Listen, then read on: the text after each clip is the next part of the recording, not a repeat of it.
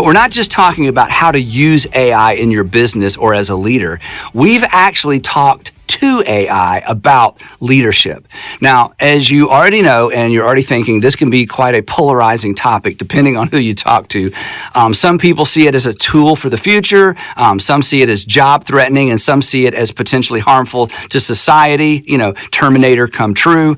But what's undeniable is it is already having an impact on our lives and on our industries and on our businesses. So let's start by talking about the potential of AI on leadership. There was a recent article from Forbes that suggested that artificial intelligence can be used to improve decision-making for leaders. Now, obviously, decision-making is something we talk about all the time on this podcast, and it's something I care a great deal about, and so do you, because we're all making decisions, and we want our decisions to move us forward and not create regrets for us or for our businesses. So Garrett and I have been talking about this a lot. So jumping in, Garrett, what are your general thoughts on artificial intelligence as a role in a leader's decision-making process or in a company's decision-making? Any thoughts on that? Yeah, absolutely. So, as you said, some people are really excited about AI and the possibilities of AI, and some people are terrified. Some people are less excited, and then some people just don't like that things are changing. So some people don't want to use it because they don't want to do something new, and then some people don't want to use it because they're actually scared of it. But as we've seen, it's been really, really helpful for us in our business. But regardless of how you feel about AI, decision-making is something that we can all relate to no matter where you are in your career or in your life. And obviously, the more decisions that you're responsible for, the better you want to be at making them. I think the way that AI, specifically a program like ChatGPT, obviously there's so many different AI platforms out there, but ChatGPT specifically can help with decision-making is that it allows you to step out of your tunnel vision. So as leaders, and even as employees, we spend so much time with our brand or with the project that we're working on. And so I think that, every person has had positive or negative experiences with the way they've been led in the past, that obviously influences them. So there's bias there. So I think there's potential that by analyzing data from a variety of sources, AI can help leaders identify patterns and trends that they might not have otherwise noticed, kind of like catching your blind spots, right? Ultimately, it can lead to more informed and strategic decision-making, which can have a significant impact on organizational performance, as I'm sure you know. So it's almost like you're inviting somebody else to the table, right? Exactly. It's like you're inviting almost everybody in the world to the table. Because, and I think part of what people are thinking when you say ChatGPT, they're thinking, oh, I can write a quick love note to my wife or my boy.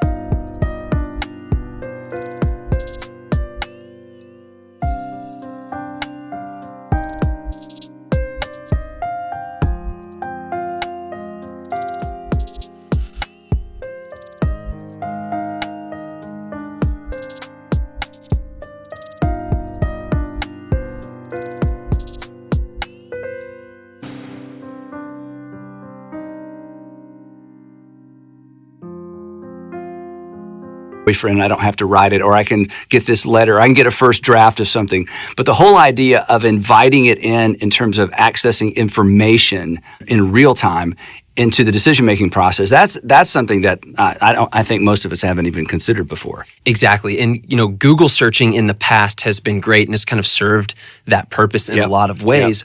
But now you have this ability for this search engine type feature to collect data and remember what you were talking about even when you revisit it a few days later or a week later or a month later. That's something that's been really helpful for us as we jump back and forth from client to client in the agency setting. But I'm curious, how do you feel about the impact of AI on decision making? Well, that's why I have you here. I mean, we've talked about this. I can't decide. I don't know. I've not engaged enough with it. So far, I've asked ChatGPT to write a few notes for fun. Somebody actually sent me a leadership talk based on my content that ChatGPT wrote. And I read it and I thought, this is really It sounded accurate. like you? Well, I don't know if the voice sounded like me, the tone, not the tone, but the way it was written, but the content was certainly accurate. So like a lot of people, it's been fun to play with, but I haven't incorporated AI into any routines yet. And that's what, I was excited about. But then, like most people, I just got busy and I keep doing things the way I've always done them. So I've not really leveraged it for decision making. Again, that's why you're here, Garrett. You have way more experience in terms of how you've used it. So for our audience, talk about the practical side of this. Because again, for you, this isn't just a fun thing like it is for some of us. This, as we've talked, this really has become integral into how you're working in the space of social media and marketing. Yeah, so I'm a big fan of ChatGPT specifically. We use a lot of other AI tools as well, but we'll talk about this one specifically for now. And the way that you just described it was so accurate. It got very popular very fast, and everyone played around with it, but not everyone figured out how to use it to make their lives more efficient or to improve their ability to work and to get things done on a daily basis. And so that's something that I think there's a little bit of a line. I think a lot of people wrote some jokes and wrote somebody a letter and then called it a day and said, oh, this could be helpful for me, but then never really explored it further. Yeah. But I'm a big fan of it, like I said, because it keeps making me look good at things that I'm really not good at. And like you mentioned earlier, the ability to almost delegate to AI has been really helpful. I know you're obviously big on delegation. And the way that I kind of describe it is, and a friend of mine actually kind of coined this term, but he said, hey, let's treat ChatGPT like it's our intern, right? It's incredibly helpful with tasks, right? But it relies on my ability to feed it with insight and information in order to do its job effectively. And it's not quite trustworthy enough to work on its own without oversight, right? So we treat it like an intern, not like a VP. Yep. Exactly. So obviously, ChatGPT can't run out and get you coffee, but other than that, what else does it do for you that an intern would normally do? Give us some examples. Absolutely. So a lot of people use ChatGPT in a lot of different ways, but my favorite way to use it is while I'm brainstorming. While I'm brainstorming content ideas for a client, or while I'm brainstorming campaigns or strategy, or coming up with copy that I'm going to send to an influencer for a big campaign. I love to have it as just kind of my intern sitting there. I'm bouncing ideas off of it. I'm kind of filling the gaps in my brain really effectively and efficiently while I use it to brainstorm. I obviously use it for a lot of copy. We write a lot of copy at our agency. And like I said, I don't rely on it fully to flesh out all of that copy, but I do use it to come up with outlines that I don't have to spend, an hour thinking of how to lay something out. It can do it for me. So in the agency setting that I'm in, I work on a lot of different clients, and we work across multiple different industries as well. So throughout the day, I'm constantly bouncing back and forth from one client to the other, from one industry to the other, from one brand voice to another. And because ChatGPT actually can save my conversations, if you're familiar with the platform, on the left side, you've got multiple different conversations. I have one conversation on that left side per client. And with the way that it works, I can revisit that client. And unlike a Google search, it remembers everything that I've been telling it for the last handful of weeks or months. So if I ask it a question or ask it to write something for me or ask it to help me brainstorm something, it's actually recalling all of the conversation that we've had. That's amazing. From the past. And so unlike a Google search where I've got to put in the exact information, it's going to spit out a result, it's recalling all of this information that we've already talked about, right? And so when I reference it as my intern, it knows things already.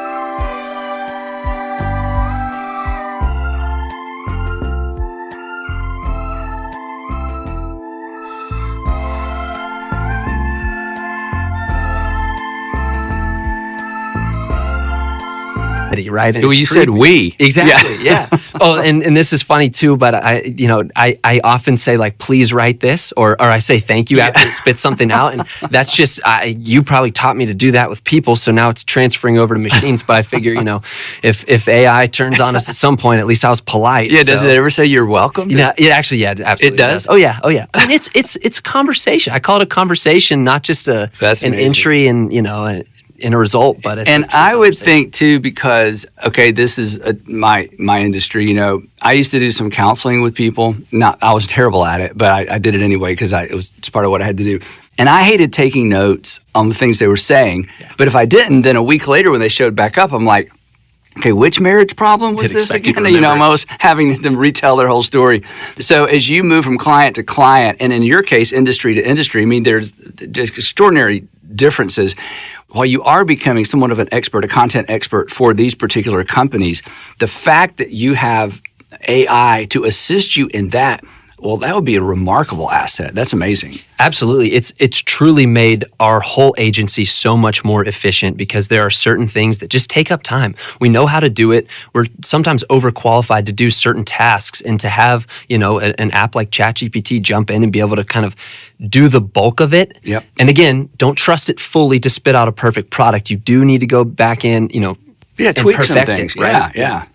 So those are the benefits, the positives. What do you see? And again, this is what people are talking about. What do you see as the potential risk and challenges, even as it relates to what you do? I mean, other than taking over the world, within the context of a specific company or your specific job, as you create copy and as you create ads, marketing strategies, what are the potential risks?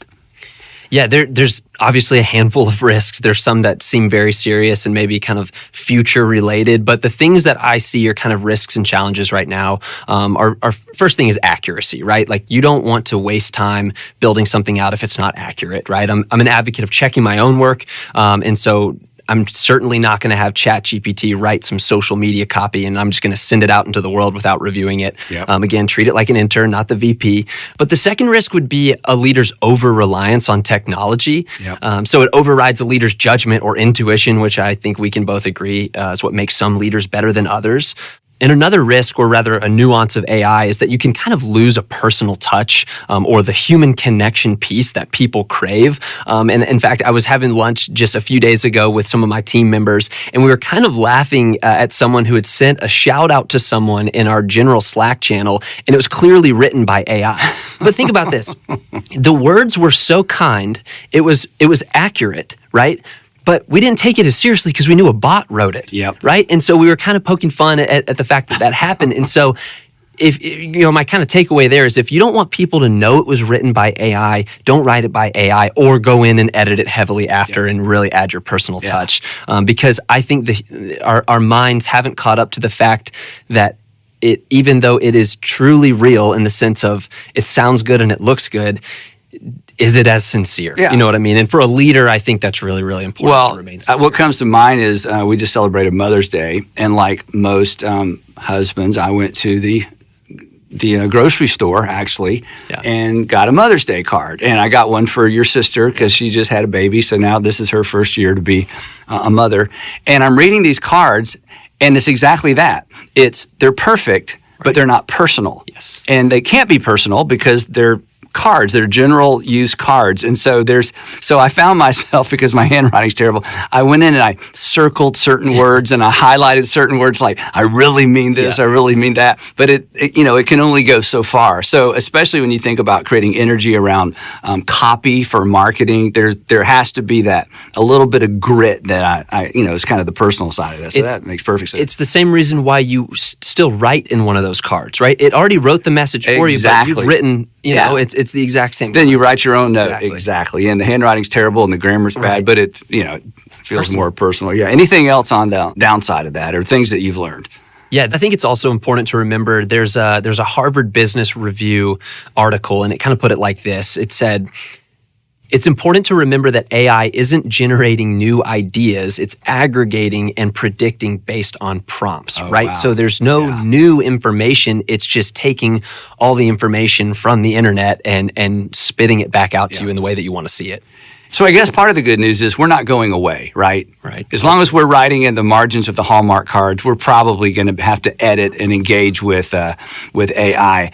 So we're not going away, but it's not going away either. I mean, it's going to continue to grow in this space. Do you have any specific steps that you're taking, I don't know, to future-proof your career? I mean, as my son, your career is very important to me. I appreciate that. Yeah, absolutely. So I love this question. It's a great question. And I think that it's the question that right when this started becoming really popular, a lot of people ask themselves, hey, where do I kind of fit into this? Yep. Is my job replaceable? Things like that. And I want to answer the question in a way, but I want to kind of give you my AI projection and then kind of circle back to answer it. And I'm going to relate it to Instagram. I think a lot of people are familiar with Instagram. It's a great app. It's one of the apps I use for my job daily. But when Instagram came out, it was, hey, I'm going to share a picture of my coffee or the sunset or whatever it is with people that I know, right? That's where the app started. And I'm going to fast forward really quickly. But, after a handful of years, these people that we now call influencers decided, I can use this app to make my life look really perfect, actually make my life look a whole lot better than it might actually be. So we saw this boom of influencers that were traveling and doing all these fun things, and it just made their life look like perfection. Well, then, shortly after, people got tired of perfection, right? They really did. And so a few key influencers said, what would happen if I actually started to share my struggles again? What happens if I actually start to lean into the reality of the situation? And they started sharing, like I said, their struggles, their anxiety, their issues, the things that were real life that they were dealing with. And the first influencers that did that were heroes because people craved reality and they craved imperfection. Wow. So wrapping this all around back to AI, I think that as things become perfect, as copy becomes perfect, as marketing becomes more perfect based off of AI tools, people are going to crave human connection. They're going to crave reality. So my point is that, if creating perfect copy or perfect images or perfect marketing through AI becomes too easy, human nature is going to crave something different, right? They're going to crave reality. They're going to crave people. So to really kind of answer the question that you just asked, without distancing ourselves from new technology, we have to future-proof ourselves against AI by cultivating human skills, right? Emotional intelligence, interpersonal communication, things that are so important that AI is going to make it seem like we don't need quite as much. But I really think that's kind of how you future-proof your job, regardless of what you do. And, for me personally, as it relates to digital marketing, that's why I'm doubling down on content that features human connection, like video and like podcasts like this. Yeah.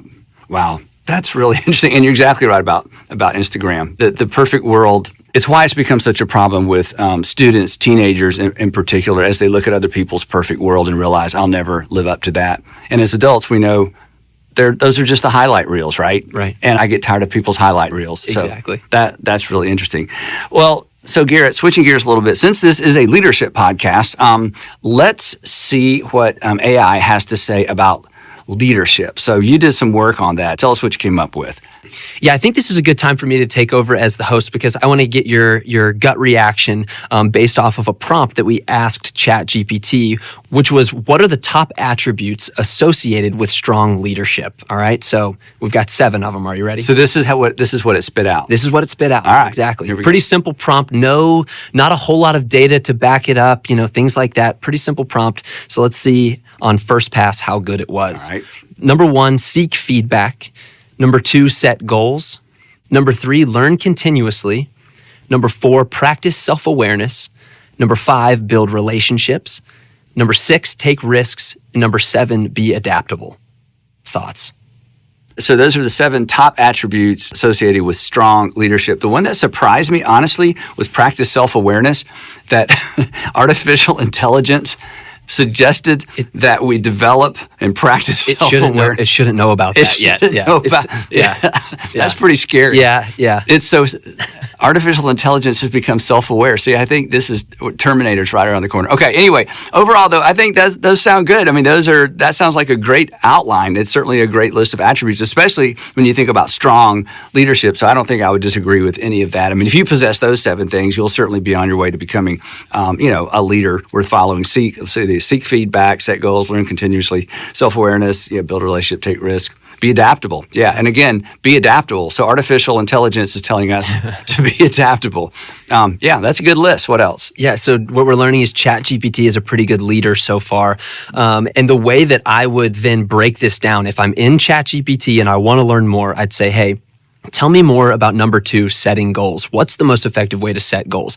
And then I would just kind of continue to break this prompt down. Oh, wow. And continue to learn more about So it almost creates an things. outline around those 7 things. Exactly. Oh, wow. Yeah. So if you want to dive into that for your next outline for your next book, feel free to do that. But we didn't just ask it that. We actually asked it what you say makes a great leader. And so let's see if ChatGPT knows a few things about you. And I'd love to read you that list and have you respond to it as well. So what was the prompt for this? So the prompt was, what is Andy Stanley's leadership philosophy? Okay. Wow. And here's what it said. Andy Stanley's leadership philosophy is centered around the idea of leading with clarity, courage, and humility. According to him, great leaders are those who have a clear sense of vision and purpose, are willing to take risks and make tough decisions, and are open to feedback and criticism. Wow. One of the key principles of Andy Stanley's leadership philosophy is the importance of focusing on your strengths. He believes that great leaders should identify their strengths and delegate tasks that are not their strengths to others. This allows them to maximize their impact and achieve their goals more effectively. Does that sound accurate? Goodness, that's amazing. I feel like I've been replaced with a better version of me. Just don't tell your mom. Yeah, well, Dad, actually, we did one more because that's just kind of how ChatGPT works. Once you start going, you just kind of keep going down. One more about my leadership? Yeah, absolutely. So we asked it, what are Andy Stanley's top tips to becoming a great leader? Because I feel like that's what this podcast is about. So like if I'm giving people advice, this is what I would give them. Yeah. Yeah, exactly. Okay, what it is. So really, as people reach out to me and they're like, hey, what does your dad think about this? I've just been funneling it all through ChatGPT and not asking you any questions. So if it feels like we've talked less lately, that could be that might be why. I think it makes me look better than I actually am. So what are my top tips to becoming a great leader according to artificial intelligence? All right. So number 1, focus on your strengths. Number 2, define success. And it broke that one down a little bit, said great leaders define success in a clear and measurable way. Okay. Number 3 is surround yourself with great people. Number 4 is communicate effectively. I think you've checked the box there. Number 5, embrace change. I think you've checked the box there too. Number 6 is be a servant leader. And then number 7, the last one, is continuously grow and learn. Well, that's amazing. And honestly, that's great advice. Focus on your strengths. Define success, surround yourself with great people, communicate effectively, embrace change, be a servant leader, continuously learn and grow. That is remarkable. And that's about all the time we have for today. I would be interested in knowing how ChatGPT would suggest we close the podcast. Let's pull it up. Let's do it. Let's see. I've got it pulled up. So tell us you have it in front of you now? Yep, I just pulled it up. So give me an Andy Stanley Leadership Podcast sign-off in a few sentences. Please, don't forget the please part. All right. Here we go. Should I read it? It's ready already? It's spitting it out. Okay, it's so done. Garrett, I'm going to let you sign off of the Andy Stanley Leadership Podcast. No pressure. If it comes off wrong,